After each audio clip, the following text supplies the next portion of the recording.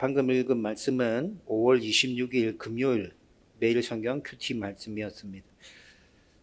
교회를 사역하다 보면, 교회 사역을 하다 보면 또 여러분들의 삶 가운데서도 옳고 그름의 문제가 아닌데도 굉장히 다양한 문제들을 접하게 되죠. 제가 호산나 교회에서 교육부 총괄로 사역할 때 청소년 부서의 예배 장소 때문에 문제가 생긴 적이 있었습니다. 어른들의 숫자가 조금씩 계속 늘어나면서 본당에 예배 드리는 어른들이 본당에서 다 수용할 수 없는 지경에 이르렀죠. 호산나 교회는 사부 예배를 드렸거든요. 1부부터 사부 예배를 드렸는데 2부, 3부 예배에 어른들이 많이 예배 드리러 오면서 본당에서 그 어른들의 수를 다 수용하지 못했어요. 그래서 본당에 들어가지 못한 어른들이 1층에 있는 예배실에서 따로 예배 드리는, 영상으로 예배 드리는 그런 시스템이 작동돼야 됐었습니다. 그런데 1층에 있는 예배실은 고등부가 예배를 드리고 있었거든요. 그리고 지하 1층에 또 예배실이 하나 더 있었는데 거기서는 중등부가 예배를 드리고 있었습니다. 그런데 어른들의 숫자가 이렇게 많아지다가 보니까 이제 어른들이 1층까지 내려오게 됐고 1층에서 예배 드리던 고등부가 이제 예배 장소가 없어지는 거잖아요. 그래서 지하실에서 예배 드리고 있는 중등부와 시간 조정을 하고 그 다음에 어떻게 사용할 것인지에 대해서 의논하고 난 다음에 그 공간을 함께 사용해야 되는 문제가 생겼었습니다. 여러분, 이 문제는 말은 굉장히 간단한데 실행해서 옮기려고 하면 굉장히 복잡했어요. 엄청 어렵고 힘든 문제였어요. 당장 예배 시간 조정이 필요하죠. 고등부와 중등부의 예배 시간 조정이 필요합니다. 예배 시간 조정은 굉장히 민감한 문제죠. 아이들이 언제 교회 잘 올 수 있냐, 최고로 좋은 시간이 언제냐, 이런 것들을 고려해서 예배 시간들이 다 세팅되어져 있었는데 이제 그런 것과 상관없이 그냥 장소 사용 때문에 예배 시간 조정이 필요하게 되었습니다. 그리고 예배 시간 조정뿐만이 아니라 예배가 마쳐지고 난 다음에 분방 공부 모임이나 그 다음에 다른 여러 가지 회의들, 그리고 청소년 아이들에게 진행되었던 여러 가지 훈련들, 그런 장소들도 같이 확보해야 되는 문제가 생기게 된 거죠. 조금씩 양보하고 이해하고 배려하면 잘 해결될 수 있지만 담당 교육자들과 그리고 각 부서의 부장 집사님들, 부관 집사님들 이렇게 함께 의논하는데 여러분, 이 사안이 어떻게 이해되어지냐면 자기들의 능력을 테스트하는 것으로 이해되어진다는 느낌을 받았어요. 장소를 빼앗겨버리면 자기 부서의 선생님들한테 가서 우리 부장은 능력이 없어, 우리 부감은 능력이 없어, 우리 담당 목사님은 능력이 없어서 우리 예배실마저 다 빼앗기고 왔어, 교사들한테 이렇게 인식이 된다는 것이죠. 그래서 그들 가운데는 이게 굉장히 민감한 문제로 작용하고 있었어요. 절대 양보하지 않으려고 하는, 팽팽하게 대립하는. 여러분, 몇 차례 이 일의 담당자들과 함께 모여서 의논하다가 제가 교육부 총괄이었는데 부서 이기주의가 너무나도 눈에 뚜렷하게 보였어요. 몇 번 회의를 하다가 제가 그 담당 목사님들도 있었고 부장 집사님, 부감 집사님 다 이렇게 앉아있는데 제가 거기서 완전 폭발해버렸어요. 의논하는데 서로 팽팽하게 대립해서 조금도 양보하지 않으려고 하는 거예요. 여러분, 그래서 제가 한 교회 안에서 다른 교회면 혹시 이렇게 될 수 있다 생각하는데 한 교회 안에서 조금 양보하기 싫어서 이렇게 팽팽하게 기싸움을 하고 있는 것이라면 왜 한 교회의 이름을 가지고 공동체 안에 소속되어 있냐, 그냥 다 떨어져 나가서 각자의 교회를 세워라, 그냥. 제가 그렇게까지 심하게 얘기했던 적이 있었죠. 여러분, 이렇게 회의를 거듭하다가 결론이 나지 않았어요. 그래서 가장 합리적이고 가장 이상적인 문제 해결 방법이라고 생각하는 것대로 제가 일방적으로 다 결정하고 담임 목사님의 결재를 받았습니다. 담임 목사님이 사인하고 난 다음에는 아무도 이야기하지 않았어요. 그냥 그렇게 해서 모든 일들이 그냥 처리돼 버렸죠. 일 처리가 굉장히 깔끔하고 좋게 마무리되어진 게 아니었습니다. 여러분 오늘 말씀은 옳고 그름의 문제는 아니지만 이스라엘 백성들 안에서도 뭔가 문제가 생겨났습니다. 그런데 그 문제를 아주 슬기롭고 지혜롭게 해결하는 모습이 오늘 말씀 가운데서 보여지고 있습니다. 우리 교회도 옳고 그름의 문제는 아니지만 사람들이 계속 모이다 보면 굉장히 다양한 문제들이 생겨나게 될 겁니다. 여러분 오늘 이 말씀을 나누면서 교회 안에서 생기는 다양한 문제들을 어떻게 지혜롭게 잘 풀어갈 수 있을 것인지에 대해서 저와 여러분들이 교훈을 얻을 수 있기를 주님의 이름으로 축원드립니다. 여러분 오늘 본문에서 등장하는 문제는 므낫세 지파가 분배받은 땅과 관련된 문제이죠. 여러분 모세로부터 시작됐던 이 가나안으로의 여정은 여호수아에게로 이어졌고 여호수아가 가나안 땅을 정복하고 난 다음에 12지파의 대표들과 그 다음에 장로들과 함께 제사장과 함께 각 지파별로 땅을 나누어 주었습니다. 이렇게 땅을 나누어 주고 난 다음에 이 문제가 끝나는 게 아니죠. 각 지파별로 또 각 가문에 따라서 그 지파의 리더가 이끄는 대로 땅을 분배해서 나누어 가져야 되는 문제가 남아 있었어요. 그런데 이렇게 땅을 분배해서 지파별로 땅을 분배해서 그 지파 안에 있는 가문별로 땅을 나누어 줄 때 여러분 이스라엘 사회는 지극히 남성 중심의 가부장적인 사회였습니다. 여러분들도 잘 알고 계시죠? 여러분 그런 사회였기 때문에 아들이 없는 집에는 땅이 분배되지 않았어요. 여러분 이 당시 여자들은 인구 계수에도 포함되지 않았다는 걸 여러분 잘 알고 계시죠? 그러니까 남자가 없는 집안에서는 여자가 땅을 분배받는 자리에 가문의 대표로 나설 수 없는 것이죠. 그러니까 아들이 없는 집에서는 아버지가 죽고 아들이 없는 집, 딸만 수북하게 있는 집에서는 땅이 분배된다고 모이라고 통보를 받아도 나갈 만한 사람이 없는 거예요. 여러분 므낫세 지파의 길앗 가문에 속한 슬로보앗이라는 사람이 있었습니다. 여러분 이 슬로보앗이라는 사람은 민수기 27장을 읽어보면 광야 40년 여정을 보내는 중에 광야에서 죽었습니다. 슬로보앗이 죽고 슬로보앗의 스라에는 딸만 5명이 있었어요. 아들이 없는 거죠. 딸만 5이 있었습니다. 그런데 므낫세 지파의 땅 분배가 가문별로 분배될 때 슬로보앗의 딸들은 그 자리에 나갈 수 없었어요.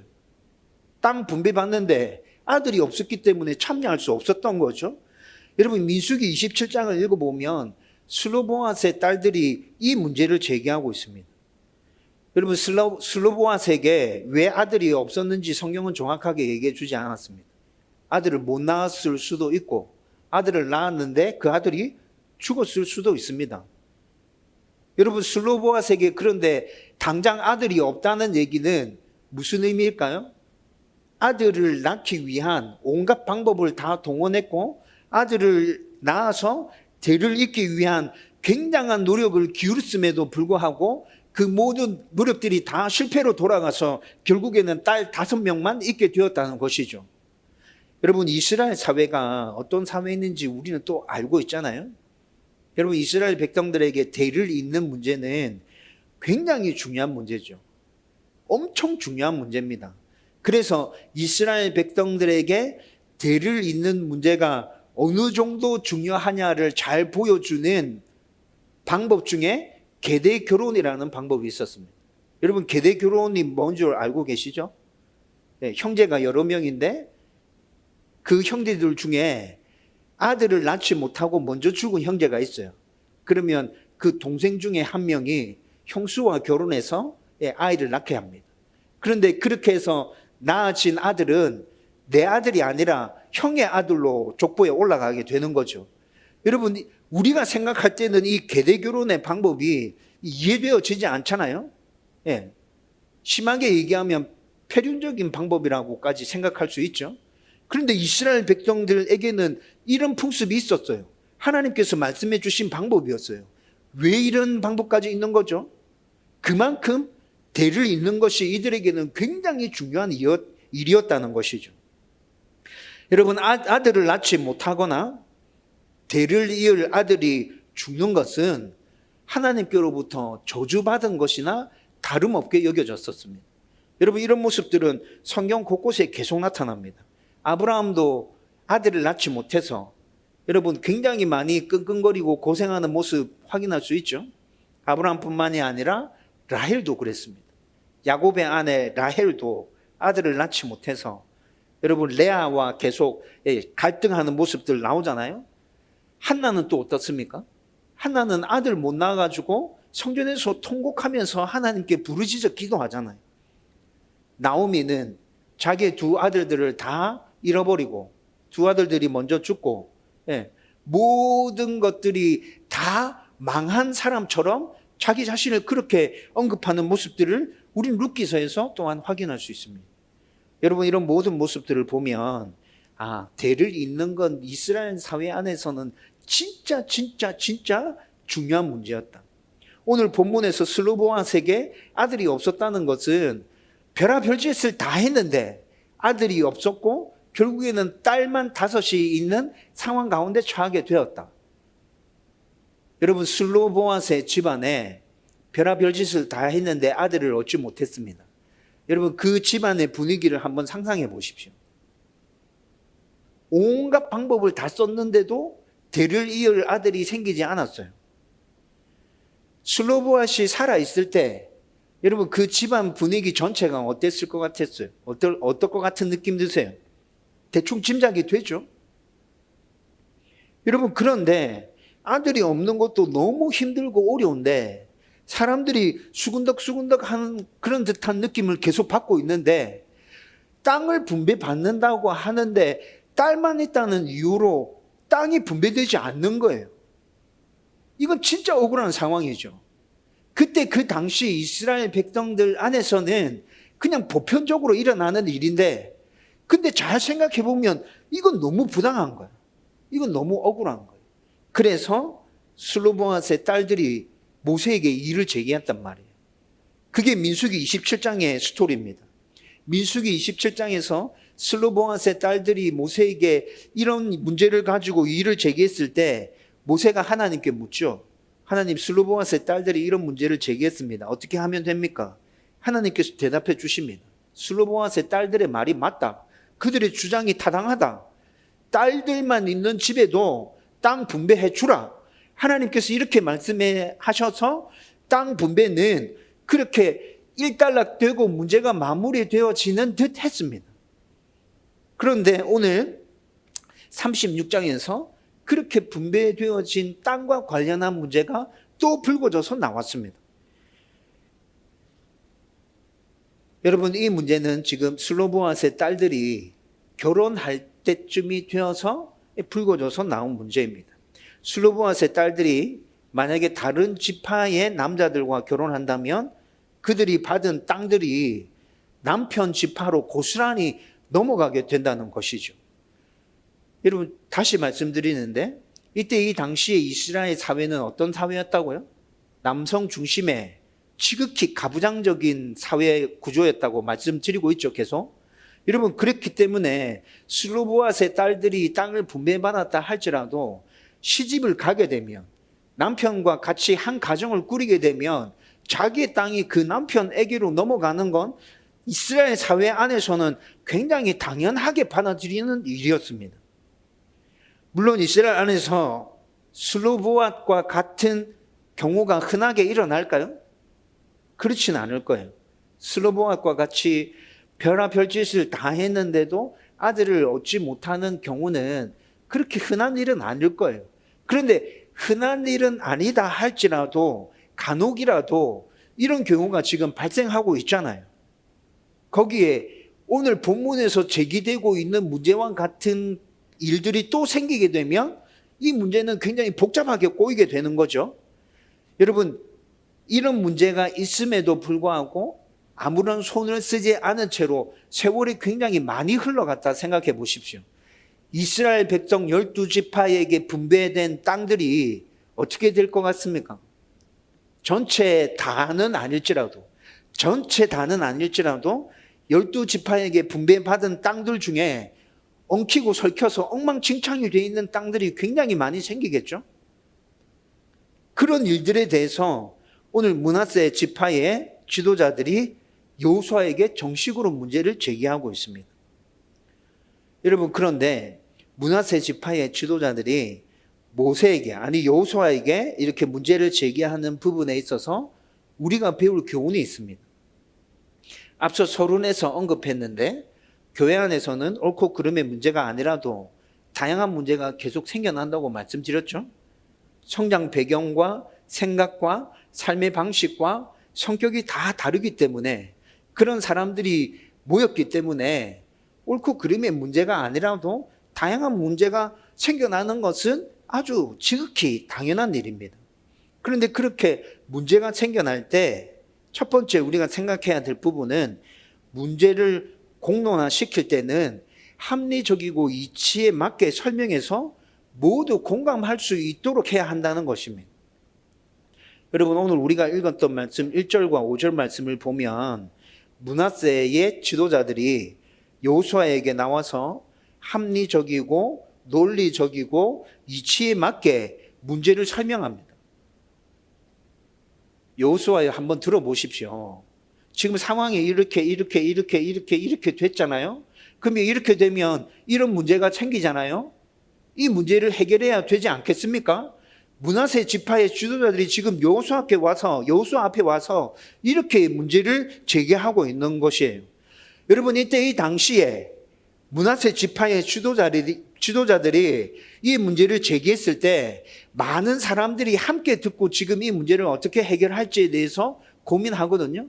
그런데 이 사람들이 함께 고민해서 이 문제를 풀어가려고 했다는 것 그 자체를 보면 문제 제기를 받아들이고 이해했어요. 므낫세 지파의 지도자들이 지금 무슨 얘기를 하는지 다 이해했다고요. 알아들었다고요. 문제라고 공감이 되었다고요. 그렇기 때문에 그 문제에 대해서 같이 생각을 모아서 해결하려고 했다는 것이죠.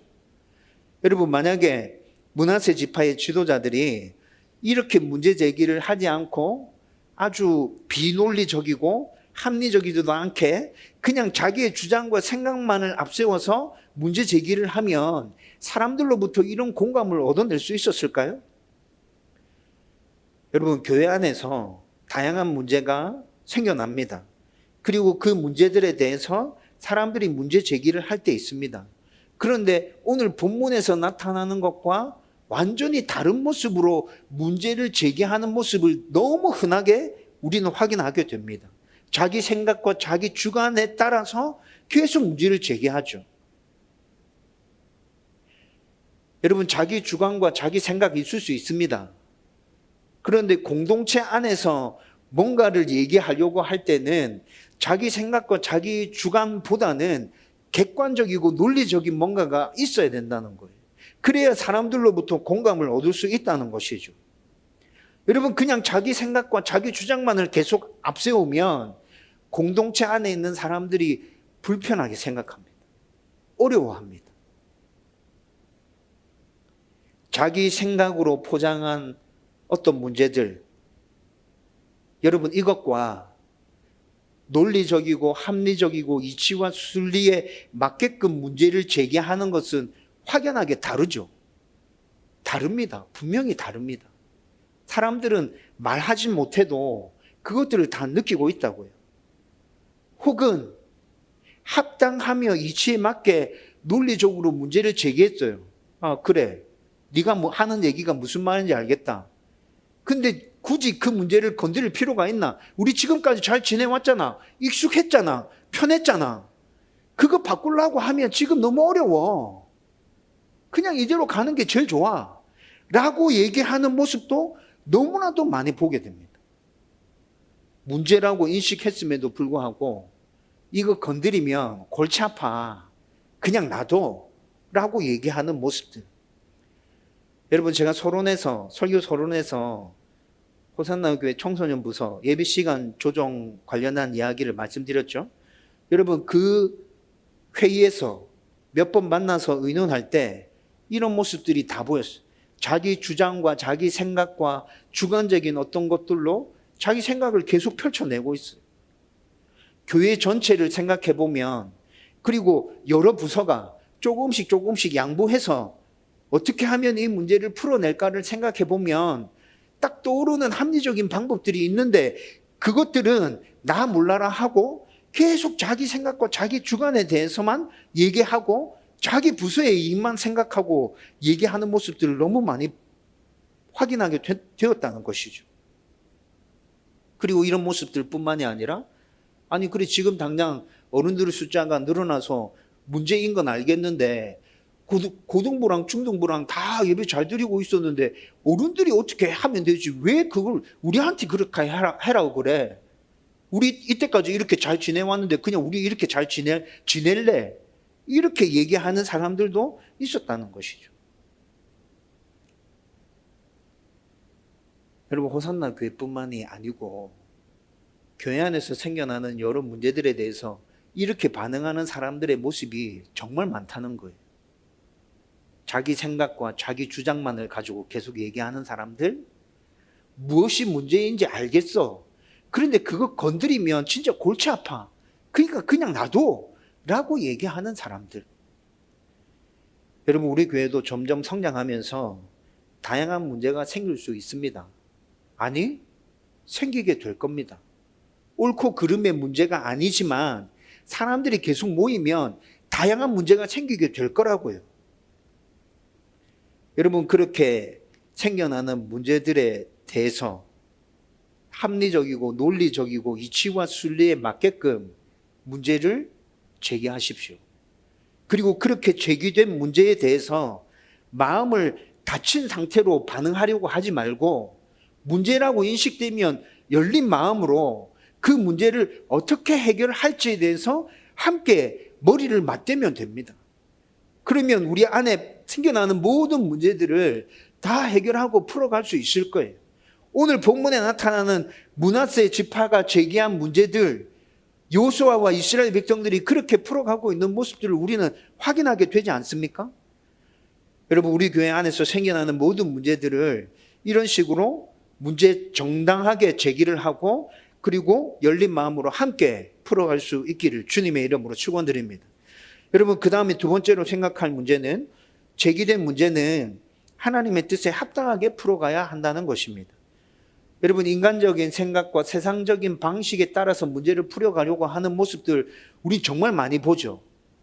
그런데 정확하게 제대로 제기된 문제가 맞다면 풀어야 될 문제가 맞다면 여러분 우리는 하나님의 뜻에 따라서 그 문제를 풀어가야 됩니다. 교회 안에서 생기는 문제뿐만이 아니라 여러분들의 삶 안에서 생기는 문제 또한 이렇게 풀어가야 된다고요.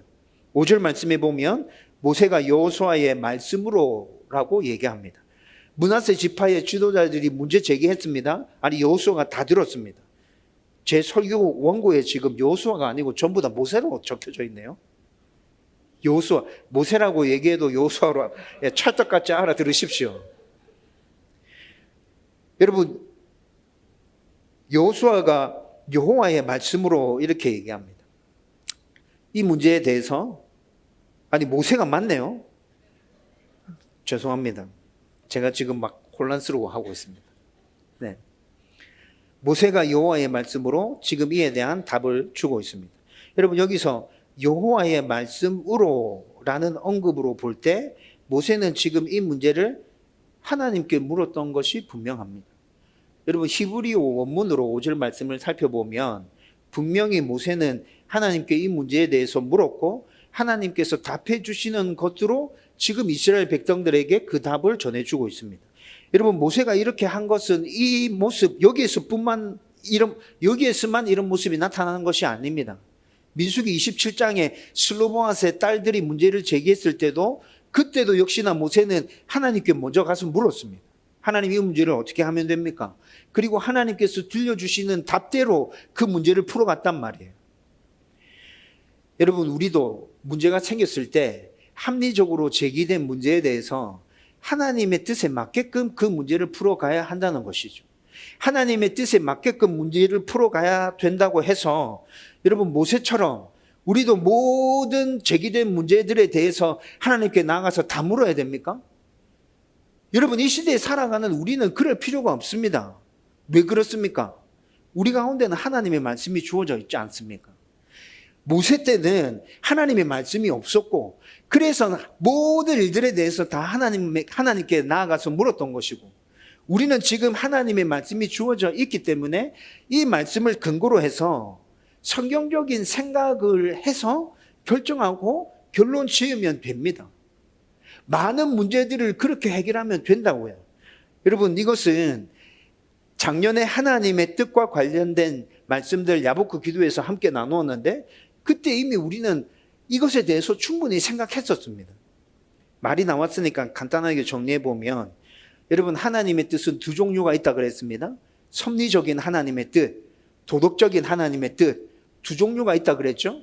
섭리적인 하나님의 뜻은 우리가 어떻게 할 수 있는 것입니까? 섭리적인 건 우리가 손 못 대는 겁니다. 하나님의 주권적인 역사로 기적을 일으키시고 하나님께서 행하시는 일들입니다.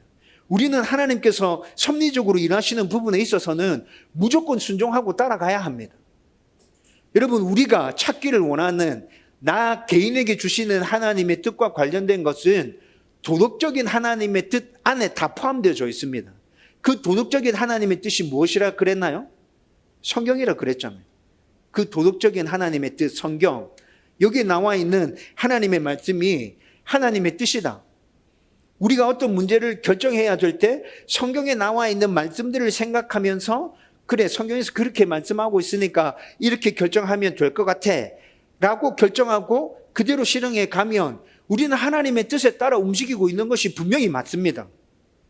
목사님, 기도 안 했는데요? 하나님께 물어보지 않았는데요? 예, 기도하지 않았어도, 하나님께 물어보지 않았어도 하나님의 말씀에 따라서 생각하고 결정하고 움직여 가고 있는 것이라면 저와 여러분들은 분명히 하나님 뜻 가운데서 움직이고 있는 것이 맞습니다. 여러분, 이렇게 성경적인 생각, 하나님의 말씀을 기준으로 해서 성경적인 생각으로 하나님의 뜻을 분별해 갈 때, 여러분, 대략적인 방법 알려드렸죠? 성경 말씀으로 먼저 옳고 그름을 생각하십시오. 기억나십니까? 옳고 그름에 대해서 생각하십시오. 아니라고 얘기하는 건 아예 생각하지도 마세요. 성경에서 맞다고 얘기하는 거 하라고 얘기하는 거면 그거 하면 됩니다. 두 번째는 실행하는 방법이 옳은 방법인가? 여러분, 옳음과 관련된 일이라 할지라도 이 일을 실행할 때 잘못된 방법으로, 편법으로 실행하면 어떻게 되는 겁니까? 그건 하나님의 뜻이 아닙니다. 옳은 일을 한다 할지라도 방법도 옳아야 합니다. 그 다음에 나와 다른 사람들에게 유익한가? 옳아요. 방법도 성경적으로 맞아요. 그런데 엄청난 희생을 치러내야 되는 일이라면 그건 하면 되는 일입니까? 그건 하나님의 뜻이 아닙니다. 저와 여러분들이 엄청나게 희생을 해야 되는 일이라면 그건 하나님의 뜻이 아니라고요. 네 번째, 실패하더라도 하나님께서 영광 받으실 것인가? 이 일이 만약에 잘못된다 하더라도, 잘못될 수 있죠. 하나님의 뜻이라 하더라도 잘못될 수 있습니다. 그런데 그 일들이 잘못되었다 할 때 하나님께서 영광 받으실까? 여러분, 이런 것들을 생각해 보고 결정해서 나가면 된다고요. 그리고 정말 중요한 문제라서 하나님의 분명한 말씀으로 하나님의 뜻을 분별하고 싶다라는 생각이 든다면 우리는 이런 생각들을 먼저 해야 됩니다. 어떤 문제에서 결정과 선택을 할 때 내가 원하는 부분으로 내 생각이 계속 쏠린다는 것을 우리는 인정해야 됩니다. 이것도 말씀드렸죠. 여러분, 우리는 계속 성경 말씀을 보며 나는 하나님의 뜻대로 결정하기 위해서 노력하고 있어요 라고 계속 얘기합니다. 그런데 내 머릿속에 들어있는 생각을 내려놓지 않은 상황에서 그렇게 애를 쓰고 노력하고 있습니다. 그러면 나중에 결론이 어떻게 도달할까요? 내 머릿속에 들어있는 생각대로 결론이 도달하게 된다고요. 말씀이 전부 다 그렇게 보인다고요. 그래서 우리는 늘 말씀을 갈급해하고 말씀으로 분명한 하나님의 뜻을 알고 싶어서 그렇게 노력할 때 내 생각에 대해서도 분명하게 하나님께 말씀드려야 됩니다. 하나님, 저는 이렇게 되기를 원하는데 제 생각을 내려놓겠습니다. 내려놓고 하나님께서 말씀해 주시는 대로 무조건 순종해서 따라가겠습니다. 정확하게 하나님 말씀해 주십시오. 이렇게 간구하면서 나가야 된다는 거죠. 그리고 앞뒤 문맥을 정확하게 파악하고 누가 한 말이고 이 메시지가 어떤 메시지인지, 그리고 지금 이 시대를 살아가는 나는 이 메시지를 어떻게 받아들이고 내 삶에 적용하면 되는지, 그것까지도 곰곰하게 잘 생각해서 말씀을 받아야 된다는 거예요. 그리고 지금 내 문제에 적용할 때 이 문제를 적용한다 할지라도 힘들고 어려울 수 있다, 그것까지도 우리는 생각해야 돼요. 하나님이 나에게 주신 말씀을 또한 굳게 붙들고 책임감을 가지고 성실하게 최선을 다해서 일해야죠. 자기가 해야 될 일들을 해야 된다는 거예요. 하나님께서 분명한 말씀을 주시면 나는 아무것도 안 해도 그냥 하나님께서 일들을 다 이루어 주실 거라고 생각하는 성도들이 또 얼마나 많은지 모릅니다. 여러분, 그렇게 생각하면 안 된다는 것이죠. 여러분, 이렇게 말씀으로 분명하게 하나님의 뜻을 알고 싶다면 전제 조건이 있습니다. 그 전제 조건은 뭐예요? 매일 나의 삶 가운데서 말씀을 가까이 하고 있다. 여러분, 매일 말씀을 가까이 하고 있지 않은데 갑자기 어떤 중요한 문제를 결정하기 위해서 하나님 이제부터 말씀을 볼 테니까 하나님 말씀으로 나에게 응답해 주세요, 이렇게 얘기하면 점치는 거나 뭐가 다릅니까? 여러분, 하나님께서 그렇게 우리 가운데 말씀으로 응답해 주시지 않습니다. 여러분들의 삶 가운데 늘 말씀을 가까이 하는 삶이 전제 조건으로 밑바탕에 깔려져 있을 때, 그 말씀 시간에 하나님께 구체적인 응답을 구하며 꾸준하게 나아갈 때 하나님께서 말씀으로 우리 가운데 역사해 주시는 거예요. 저와 여러분들이 분명한 하나님의 뜻에 따라서 이렇게 문제를 해결해 갈 수 있기를 주님의 이름으로 축원드립니다. 마지막으로 세 번째, 문제에 대한 하나님의 뜻을 분명하게 찾았다면 이제 그 뜻에 온전히 순종해야 합니다. 여러분, 10절에서 12절의 말씀을 보면 슬로보앗의 딸들이 모세가 제시한 방법에 순종합니다. 모세가 제시한 방법이 뭡니까? 슬로보앗의 딸들에게 므낫세 지파의 남자들과만 결혼해라. 여러분, 이게 지금 모세가 슬로보앗의 딸들에게 준 대답이었거든요. 여러분, 지금 우리 사회에서 이런 해답은 받아들여질 수 있습니까? 우리 사회에서 이런 해답은 받아들여질 수 있습니까? 당장 난리 날걸요? 에? 인권을 침해했다, 자유를 침해했다, 네가 뭔데 그런 얘기를 하는데, 지금 우리 사회에서 이런 답을 제시하면 여러분 진짜 난리 나죠. 그렇죠? 이런 답을 제시한 모세가 지금 이 시대에 있었다면 우리 사회에서 아마 매장당할 거예요. 여러분, 그렇지만 이스라엘 공동체 안에서는, 그때 그 당시에 이스라엘 공동체 안에서는 정말 현명하고 분명한 대답이었어요. 여러분, 슬로보앗의 딸들이 예전에는 그런 일들이 있지 않았는데 여인임에도 불구하고 자신들이 땅을 분배받았어요. 이전에 해왔던 풍습과 방식을 깨트렸죠. 그리고 그렇게 깨트림으로 말미암아서 그 후에 혼란이 생기는 문제들이 또 발생했단 말이에요. 여러분, 이렇게 생긴 문제들에 대해서는 서로 배려하고 이해하고 조금씩 양보함으로 문제를 해결해 가야 합니다. 이스라엘 공동체는 여인의 지위를 인정해 줄 필요가 있었어요. 여인의 지위를 인정해 주고 여인의 지위를 격상시켜야 될 필요가 있었죠. 여러분, 이것은 우리가 오늘 읽었던 이 본문 말씀을 기준으로 했을 때 시간이 점점 지나면서 이스라엘 백성들 안에서 여인의 지위가 계속 격상되어지고 변화되어져 갑니다. 여러분, 이스라엘 공동체만 이렇게 문제에 대한 어떤 해결 방안들을 온전하게 다 감당해야 됩니까? 슬로보앗의 딸들은 어떤 일들을 감당해야 되죠? 자기의 권리가 생김으로 인해서 공동체 안에 지금 문제가 생겼잖아요. 그 문제에 대해서 자기들이 할 수 있는 부분들을 행함으로 이 문제들을 최소한으로 줄여주고 해결할 수 있는 방안들을 슬로보앗의 딸들도 같이 찾아야 했다는 것입니다. 여러분, 이것은 서로에 대한 이해와 배려, 섬김이 따라와야 하고 문제 해결을 위해서 서로가 책임져야 될 부분이 있다는 것이죠. 여러분, 오늘 말씀에서는 이 책임을 하나님이 주신 그 해답에 순종함으로 책임지라고 얘기하고 있습니다. 하나님께서 주신 해답에 순종함으로 너가 져야 될 책임을 져. 라고 얘기하고 있다는 것이죠. 여러분, 이 책임은 여러분 순종함으로만 감당할 수 있는 것입니다. 순종하지 않고 내가 다른 방법으로 책임질게요. 다른 방법으로 어떻게 책임질 수 있죠? 하나님께서 제시해 준 이 해답 말고 므낫세 지파의 남자들과 결혼하는 것 말고 다른 방법으로 이 문제를 책임질 수 있는 방법이 있습니까? 없어요. 여러분, 우리도 하나님의 뜻을 구하고 그 뜻에 따라서 문제를 해결하기 원한다면 하나님께서 제시해 주신 방법에 따라서 순종해 가야 합니다. 내 마음에 들지 않는 방법이라 하더라도, 나는 거기에 동의할 수 없다 하더라도 공동체가 하나님의 뜻으로 받아들이고 우리 모두 다 그 뜻에 순종해서 갑시다, 이것이 최선의 방안입니다 라고 결정되어진다면 여러분 그 뜻에 순종해야 돼요. 그렇게 순종해 갈 때도 힘들고 어려운 일들이 생긴다, 우리는 그것까지도 같이 생각해야 돼. 꼭 불편한 마음으로 순종하기 시작하는 사람들은 힘들고 어려운 일들이 생기면 봐라, 이거 안 되는 건데, 이렇게 하면 안 되는 건데 이렇게 하자 그래가지고 지금 여러분 이렇게 또 다른 이의를 제기하게 되죠.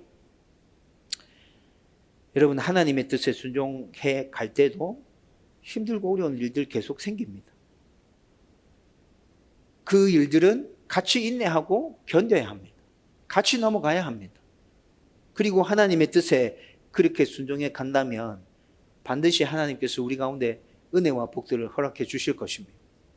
저와 여러분들이 문제를 대처하고 해결 방안을 찾아서 순종해 갈 때 같이 함께 이겨내고 견디고 앞으로 나아갈 때 하나님께서 주시는 그 은혜와 복에 대한 기대를 가지고 그렇게 나아갈 수 있었으면 좋겠습니다. 여러분, 이제 말씀을 정리하려고 합니다. 여러분, 오늘 나눈 말씀은 지금 교회 안에서 어떤 문제가 생기면 이라는 주제를 가지고 거기에 포인트를 맞추어서 여러분들과 함께 말씀을 나눴는데, 여러분들 개인의 삶 속에서 생기는 문제도 똑같죠? 여러분들 개인의 삶 속에서도 옳고 그름의 문제가 아님에도 불구하고 굉장히 다양한 문제가 생기잖아요. 어떻게 해결할지 모르겠는 진짜 앞이 캄캄한 그런 문제들 계속해서 끊임없이 생기지 않습니까? 여러분, 그런 문제들 생기면 합리적이고 논리적이고 이치에 맞게 생각해 보십시오.